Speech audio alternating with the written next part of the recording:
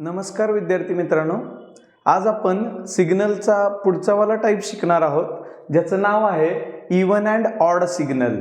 Even आणि odd सिग्नलला दुसरं एक नावानं ओळखलं जातं सिमेट्रिकल आणि अँटी सिमेट्रिकल सिग्नल. याच्यामध्ये इवन सिग्नलला म्हटलं जातं सिमेट्रिकल सिग्नल आणि ऑड सिग्नलला म्हटलं जातं अँटी सिमेट्रिकल सिग्नल. तर मग कुठल्या सिग्नलला इवन सिग्नल म्हटलं जातं? तर ज्या सिग्नलमध्ये आपण टाइम ॲक्सिसचं इन्व्हर्जन करतो पण ॲम्प्लिट्यूड इन्व्हर्ट होत नाही, त्या सिग्नलला म्हटलं जातं इवन सिग्नल. आणि मग ऑड सिग्नल कुठल्या सिग्नलला म्हटलं जातं? तर जर आपण सिग्नलचं टाइम इन्व्हर्जन केलं, म्हणजे टाइम ॲक्सिसचं जर इन्व्हर्जन केलं तर ॲम्प्लिट्यूडचं पण इन्व्हर्जन होतं, अशावाल्या सिग्नलला म्हटलं जातं ऑड सिग्नल. चला तर आता याच्या डेफिनेशन्स बघूया. पहिला ए पार्ट, इवन सिग्नल्स, बरोबर. याच्यामध्ये बघा काय म्हणेल मी, a signal is said to be even signal. A signal is said to be even signal if inversion of a time axis does not inverts the amplitude.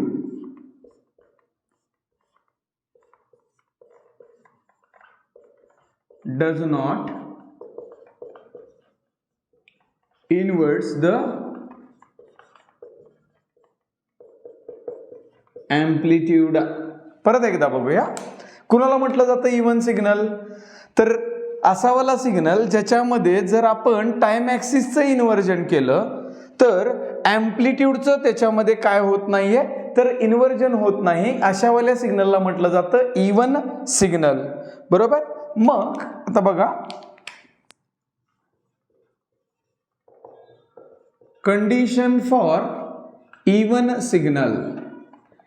Even signal ची काय मानतोय आपण? तर कंडिशन मानतोय. आतापर्यंत आपण दोन प्रकारचे सिग्नल बघितलेत, continuous time signal आणि डिस्क्रीट टाइम सिग्नल. मग कंटिन्युअस टाइम सिग्नलला इवन सिग्नल कधी म्हटलं जातं? तर बघा, जर सिग्नल असा आहे एक्स ऑफ टी, तर तो इक्वल टू दाखवला जातो एक्स ऑफ कुणाच्या? तर मायनस टीच्या. म्हणजे दिस इज अ कंडिशन काय? तर x of t is equals to x of what रे? Minus T. म्हणजे हे काय सांगतंय? तर इथं टी मांडलंय आणि इथं मायनस टी मांडलंय, म्हणजे टाइम ॲक्सिसचं इन्व्हर्जन केलंय, पण एक्स ऑफ टी आणि एक्स ऑफ मायनस टी हे इक्वल आहेत, म्हणजे त्यांची ॲम्प्लिट्यूड काय आहे? तर सेम आहे, ती इन्व्हर्ट होत नाही. This is a condition for the even signal. Yes. आता डिस्क्रीट टाइम सिग्नलला इवन सिग्नल कधी म्हटलं जातं? तर बघा, सपोज एक्स ऑफ एन आहे which is equals to x of minus n. What it represents? तर हा जो एन आहे आणि इथं मायनस एन आहे, एक्स ऑफ एन आणि x of minus n, n आणि minus n represents that there is a inversion of a time axis. But x of n हा इक्वल दाखवलाय कोणाच्या? एक्स ऑफ मायनस एनच्या. म्हणजे दोघांची ॲम्प्लिट्यूड काय येते? तर इक्वल येते. अशावाल्या सिग्नलला काय म्हटलं जातं? इवन सिग्नल, बरोबर. आता आपल्याला इवन सिग्नलचं एक एक्झाम्पल बघायचंय. एक एक्झाम्पल आपण कंटिन्युअस टाइम सिग्नलचं बघणार आहे, एक एक्झाम्पल आपण डिस्क्रीट टाइम सिग्नलचं बघणार आहे. काय सांगते ही? तर सपोज बघा, मी जर असं म्हटलं की इथं जर टाइम आहे की T1 एवढा टाइम आहे, तर त्यावेळी जी ॲम्प्लिट्यूड असेल सिग्नलची, बघा आता त्यावेळी जी ॲम्प्लिट्यूड असेल एवढी ॲम्प्लिट्यूड आहे. मी असं म्हणतो टाइम आहे तो मायनस ऑफ T1 घेऊया आपण, म्हणजे जो टाइम इथून इकडे गेलो तेवढाच टाइम इथून इकडे जाऊया, 0 पासून, ओरिजिन पासून. तर यावेळी बघा, आता याच्यामध्ये इथं यावेळची ॲम्प्लिट्यूड आणि यावेळची ॲम्प्लिट्यूड, दोन्ही ॲम्प्लिट्यूड कशा आहेत रे? तर सेम आहेत. म्हणजे टाइमचं इन्व्हर्जन झालं तरी ॲम्प्लिट्यूड बदलत नाही. इथं बघा, मी असं म्हटलं टाइम T2 आहे, तर मला इथं म्हणावं लागेल मायनस ऑफ T2 आहे. सिमिलरली आणखी एक इन्स्टंट घेऊया, टाइम इन्स्टंट. इथं बघा, मी जर म्हटलं इथं टाइम T3 आहे, त्यावेळची ॲम्प्लिट्यूड इथं खाली निगेटिव्ह आहे, इथं जी असेल ती त्याची ॲम्प्लिट्यूड आहे. आणि इकडं आपण असं म्हणूया टाइम, आता जर इकडून इकडं टाइम t3 आहे तर इथं किती असला पाहिजे -t3, आणि यावेळची अँप्लिट्यूड पण किती आहे रे, तर सेम आहे. म्हणजे टाइम इन्व्हर्ट होतोय, अँप्लिट्यूड सेम राहत आहेत. इथं तर दोघांचे अँप्लिट्यूड सेम आहे. इथं बघा टाइम काय झाला, इन्व्हर्ट झाला, अँप्लिट्यूड काय इन्व्हर्ट झालेली नाही, अँप्लिट्यूड काय राहिलेली आहे, सेम आहे. Now this is the example of a continuous time even signal. मग ही कुठली वाली वेव्हफॉर्म आहे, तर ही कोसाइन वेव्हफॉर्म आहे. म्हणजे कॉस सिग्नलला आपण काय म्हणू शकतो, तर it is a even signal. Discrete time even सिग्नलचं एक एक्झाम्पल बघूया.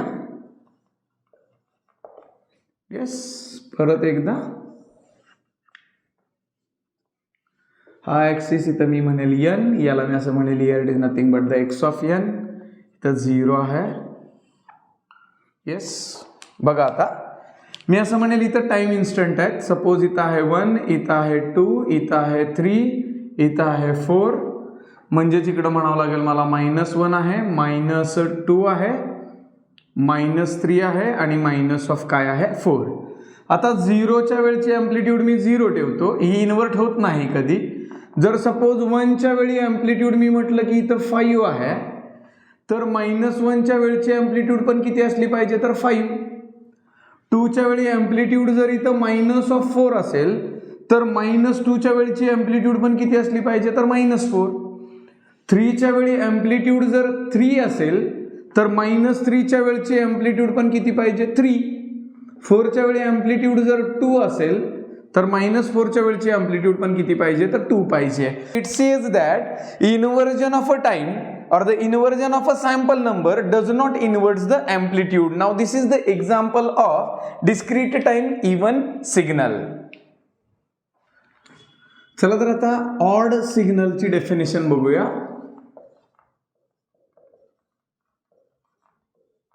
बरोबर, कशी डेफिनेशन केली जाईल बघा. तर a signal is said to B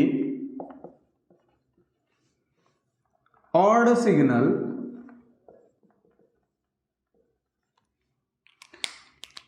if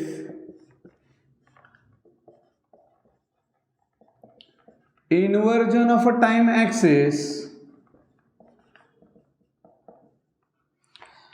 also inverts the amplitude, also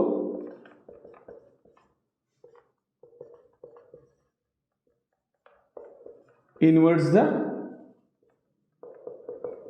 amplitude. म्हणजे काय, तर एखाद्या सिग्नलला जर मला ऑड सिग्नल म्हणायचंय तर कधी म्हणता येईल, जर मी त्याच्या टाइम ऍक्सिसचं इन्व्हर्जन केलं तर त्याच्या अँप्लिट्यूडचं पण काय होतं, तर इन्व्हर्जन होतं. अशावाल्या सिग्नलला काय म्हटलं जातं, ऑड सिग्नल. मग बघा आता कंडिशन फॉर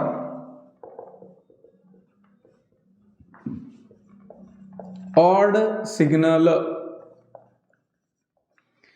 येस, आपल्याला काय माहिती आहे, तर there are 2 types of a signal.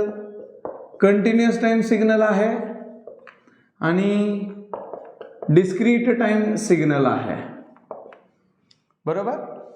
मग आता कंटिन्युअस टाइम सिग्नलला ऑड कधी म्हणता येईल, तर सपोज बघा एक्स ऑफ टी आहे which is equals to x of -t. इथं मला कळतं टाइम टी आहे, इथं -t आहे. आणि या सिग्नलची डेफिनेशन सांगते की ऑड सिग्नलमध्ये काय होतं, तर टाइमचं इन्व्हर्जन केलं तर अँप्लिट्यूडचं पण इन्व्हर्जन होतं. टाइमचं इन्व्हर्जन झालं इथं, अँप्लिट्यूडचं पण काय झालं पाहिजे, इन्व्हर्जन झालं पाहिजे. म्हणजे इथं मी असं म्हणेल x of t is equals to minus of x of -t. हे असं सांगतंय time t, time -t, there is inversion of a time. आणि इथं प्लस साईन आहे आणि इथं कुठलं साईन आहे, मायनस साईन. म्हणजे याची जी अँप्लिट्यूड आहे, याची जी अँप्लिट्यूड आहे ती कशी असली पाहिजे, मायनस असली पाहिजे. म्हणजे आता इथं बघा डिस्क्रीट टाइम सिग्नलसाठी x of n which is equals to x of -n, मला इथं कुठलं साईन दिलं पाहिजे, मायनस साईन दिलं पाहिजे. हे परत काय सांगतंय मला, n आणि -n सांगतंय देर is a inversion of a time axis. आणि एक्स ऑफ n इथं एक्स ऑफ -n, याच्यामधलं हे जे मायनस साईन आहे ते सांगतंय एक्स ऑफ n ची आणि एक्स ऑफ -n ची अँप्लिट्यूड सेम आहे, फक्त देर इज अ साईन चेंज. म्हणजेच काय झालं, तर अँप्लिट्यूड इन्व्हर्ट झाली आहे. चला तर आता ऑड सिग्नलचं एक एक्झाम्पल बघूया. Continuous time odd signal. हा टाइम ॲक्सिस. इथं मी आधी आता सिग्नल दाखवतो.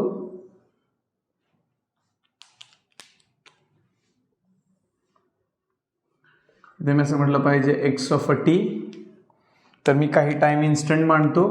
इथं मी असं म्हणेल टाइम T1 आहे, इथं मी असं म्हणतो टाइम T2 आहे. येस, सिमिलरली इथं मला असं म्हणावं लागेल मायनस ऑफ T1 आहे आणि इथं म्हणावं लागेल मायनस ऑफ T2 आहे. तर बघा आता काय होतंय याच्यामध्ये, इथलीवाली जी ॲम्प्लिट्यूड आहे, सपोज ही जर प्लस ऑफ ए असेल तर इथलीवाली ॲम्प्लिट्यूड आहे ती काय भेटते आपल्याला, तर मायनस ऑफ ए भेटते. सिमिलरली बघा आता इथलीवाली ॲम्प्लिट्यूड किती आहे, तर ही आहे मायनस ए, तर टाइम मायनस T2 असतानाची ॲम्प्लिट्यूड आहे प्लस ऑफ ए.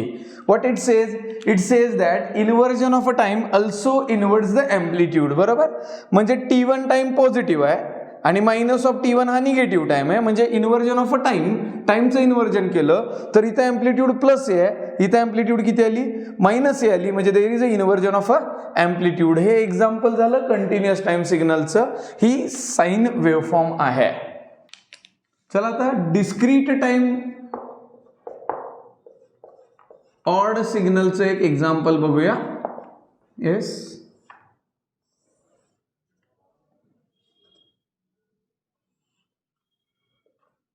इथं मी असं म्हणेल एक्स ऑफ एन, याच्यावरती मी असं म्हणेल इथं n, here it is nothing but the 0. मी इथं असं म्हणेल की बघा आता इथे एनची व्हॅल्यू 1 आहे, एनची व्हॅल्यू 2 आहे, एनची व्हॅल्यू 3 आहे, एनची व्हॅल्यू काय आहे रे 4 अँड सो ऑन. इथं मी असं म्हणेल याची व्हॅल्यू -1 आहे, याची व्हॅल्यू -2 आहे, याची व्हॅल्यू -3 आहे आणि इथं काय आहे -4. जर सपोज 0च्या वेळची ॲम्प्लिट्यूड मी असं म्हणतो की 0च्या वेळची ॲम्प्लिट्यूड आहे 5. मी असं म्हणेल जर 1च्या वेळी ॲम्प्लिट्यूड किती आहेत 4, तर -1च्या वेळची ॲम्प्लिट्यूड असेल ती -4 असते. जर 2च्या वेळची ॲम्प्लिट्यूड जर इथं 3 असेल तर -2च्या वेळची ॲम्प्लिट्यूड इथं असणार आहे -3. 3च्या वेळी ॲम्प्लिट्यूड जर इथं 2 असेल तर -3च्या वेळची ॲम्प्लिट्यूड असणार आहे -2. 4च्या वेळी ॲम्प्लिट्यूड जर 1 असेल तर -4च्या वेळची ॲम्प्लिट्यूड असणार आहे -1. काय सांगते इथे, काय कळतंय आपल्याला इथे, तर इथं एन सॅम्पल नंबर किती आहे, पहिलं इथं किती आहे -1.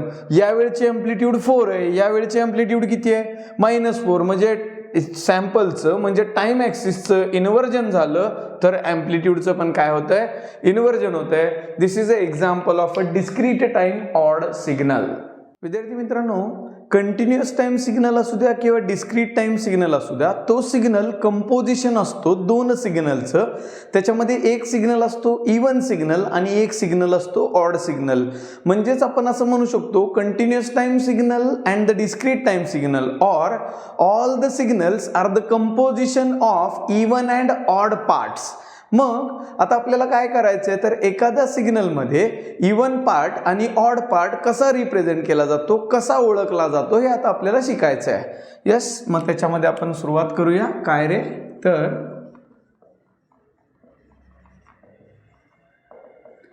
Representation of a signal in even and odd parts. Yes, चला तर मग बघा आता आपण असं पहिलं वाला पार्ट म्हणूया. लेट, पहिला पार्ट मी असं म्हणतो याच्यामध्ये, let the given continuous time signal, दिलेला कंटिन्युअस टाइम सिग्नल हा कंपोजिशन आहे कुणाचं, तर x of even part of टीचं आणि x of odd part of टीचं.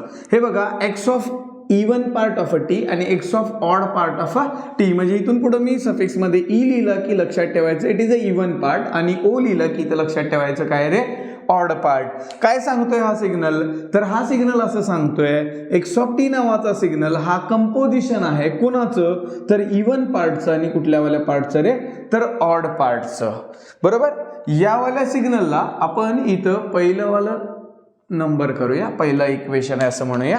येस, आता मी काय करेल तर बघा याच्यामध्ये आपल्याला काय करायचंय तर पुट करायचंय. काय पुट करायचंय तर t is equals to minus t put करायचंय म्हणजे inversion of a time axis करायचंय. काय भेटेल मग मला बघा तर x of minus t is equals to या टीच्या ऐवजी मी मायनस टी पुट केलं which is equals to x of even part of a minus t plus of x of odd part of a minus t. या इक्वेशनला मी म्हणेल equation number काय रे second. आता याच्यामध्ये एक्स ऑफ टी भेटला, याच्यामध्ये काय भेटला एक्स ऑफ मायनस टी भेटला. आता पुढे जाऊन काय करायचंय आपल्याला तर पुढे जाऊन मला कंडिशन माहिती आहे कुणाची तर इवन ची आणि कुणाची रे तर ऑडची. बरोबर येस. मग मी आता इथं असं म्हणेल वी नो दॅट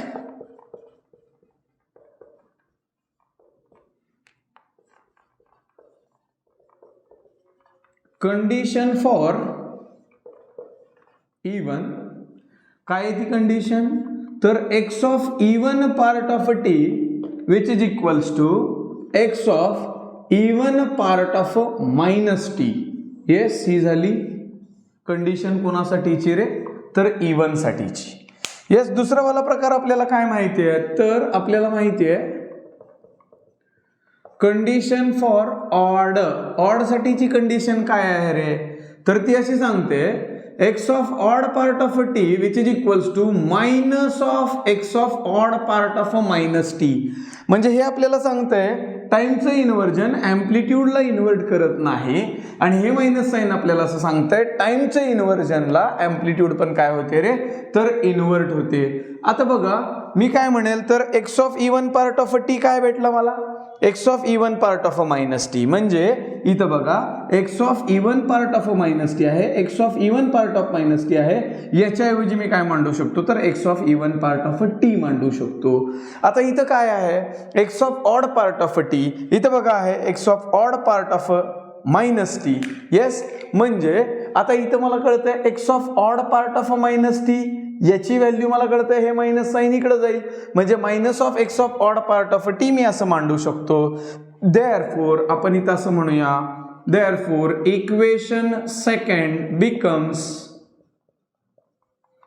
काय बनेल बघा इक्वेशन सेकंड तर इथं कोण आहे एक्स ऑफ मायनस टी. बरोबर विच इज इक्वल्स टू इथं कोण आहे x of even part of minus t. मला काय कळतं तर इवनची कंडिशन काय आहे x of even part of minus t is equals to x of even part of t. म्हणजे मी इथं असं म्हणू शकतो x of even part of t. Yes.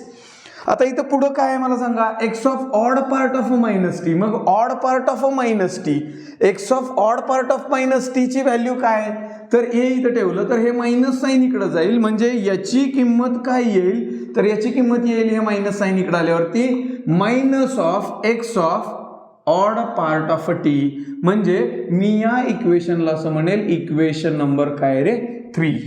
बरोबर येस. आता बघा काय करावं लागेल आपल्याला तर एक्स ऑफ टी एक सिग्नल भेटला, एक्स ऑफ मायनस टी एक सिग्नल भेटला. आपल्याला हा फर्स्ट नंबर इक्वेशन आणि सेकंड नंबर इक्वेशनवरनं आपल्याला इवन पार्ट आणि ऑड पार्ट फाइंड आउट करायचा आहे. हे बघा आत्ता आलेले इक्वेशन फर्स्ट आणि इक्वेशन थर्ड आपण इथं मांडलेत. याच्यानंतर आपल्याला काय करायचंय तर आपल्याला इवन पार्ट फाइंड आउट करायचा आहे आणि ऑड पार्ट फाइंड आउट करायचा आहे कोणत्याही सिग्नलचा. तर मग आपण असं म्हणूया बघा याच्यामध्ये इक्वेशन फर्स्ट आणि इक्वेशन थर्ड आहे त्यांची आपण काय करूया तर ॲडिशन करूया. काय भेटेल मग आपल्याला बघा आता येस इक्वेशन फर्स्ट आणि थर्डची ॲडिशन केल्यानंतर इथं मला कळतंय एक्स ऑफ काय आहे टी आहे प्लस मला काय करावं लागेल तर x of minus t.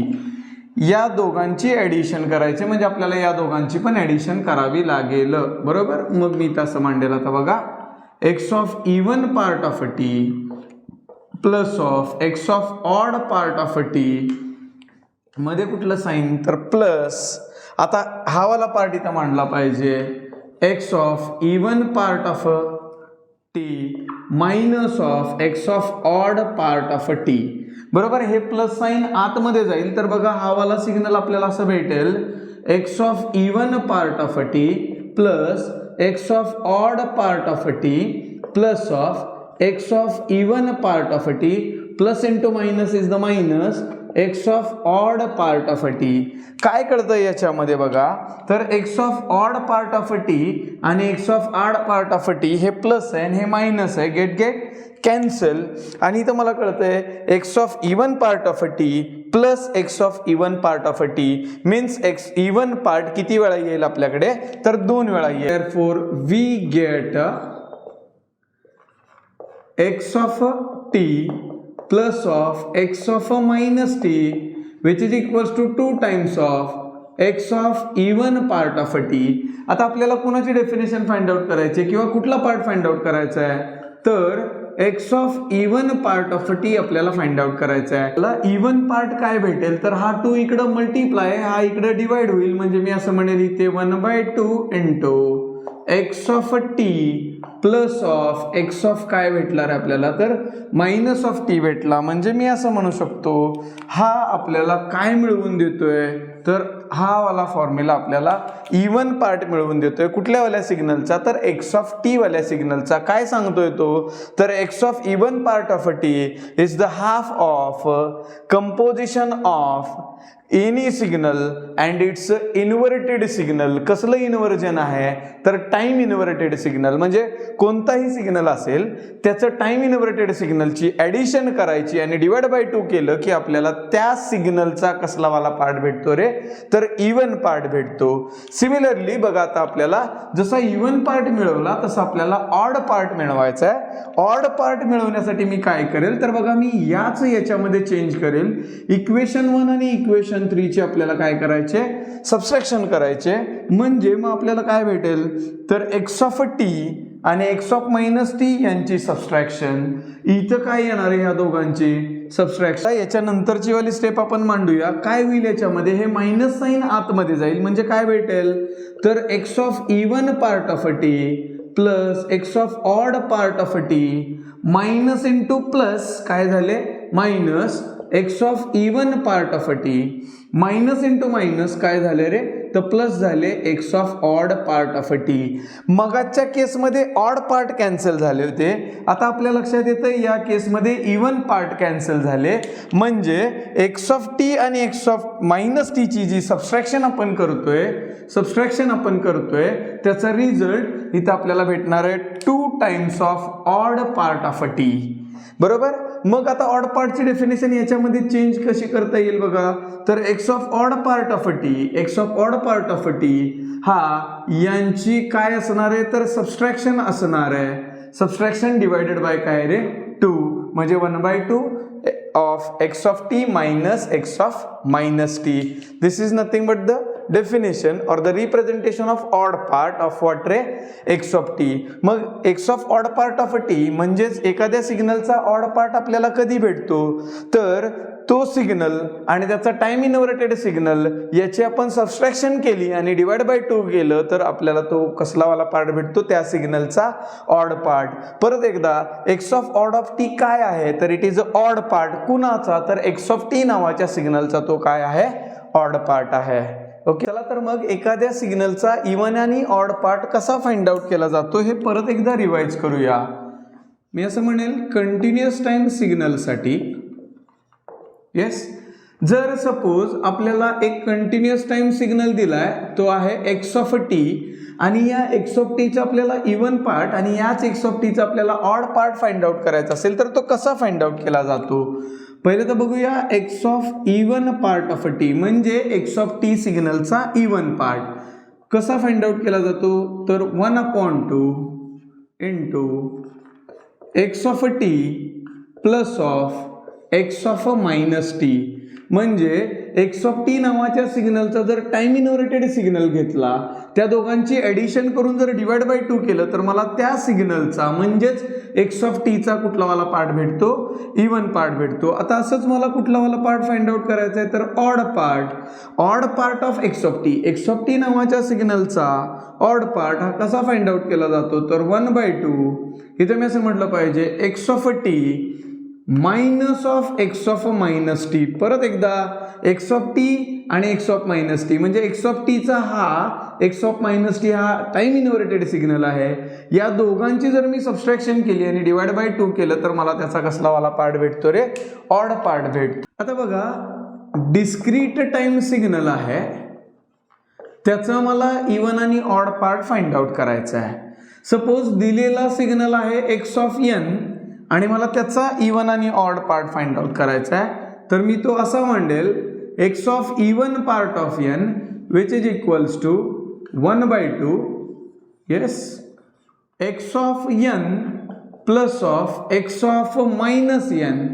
Yes, म्हणजे एक्स ऑफ एन याचा हा x of minus n inverted signal आहे, त्या दोघांची आपण ॲडिशन केली आणि डिवाइड बाय काय केलं? 2 केलं, तर आपल्याला या एक्स ऑफ एन सिग्नलचा कसला वाला पार्ट भेटतो? Even part. मग x of odd part of n कसा भेटतो? तर इथं 1/2, फक्त इथं प्लस साईन आहे तिथं मायनस साईन केलं जातं, म्हणजे इथं मी म्हणेल x of n minus of x of काय रे?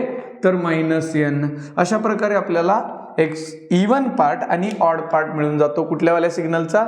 डिस्क्रीट टाइम सिग्नलचा. विद्यार्थी मित्रांनो, आज आपण इवन आणि ऑड पार्ट म्हणजे काय, इवन आणि ऑड पार्ट कसे फाइंड आउट केले जातात, कसे मांडले जातात हे शिकलो.